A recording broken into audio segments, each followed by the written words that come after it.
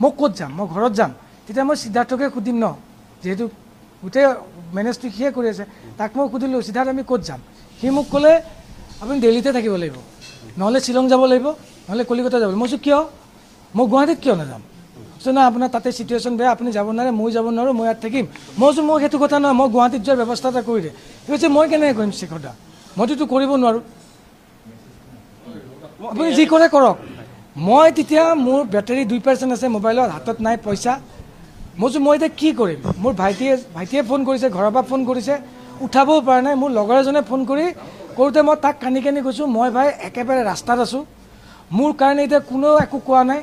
মই ইয়াতে মেটাৰেই হোৱা নাই মই মানে এই টপিকটোত এতিয়ালৈকে আছিলোঁ ছিংগাপুৰৰ পৰা দিল্লীলৈকে অহালৈকে ইয়াৰ পিছত মোৰ কোনো ডেষ্টিনি নাই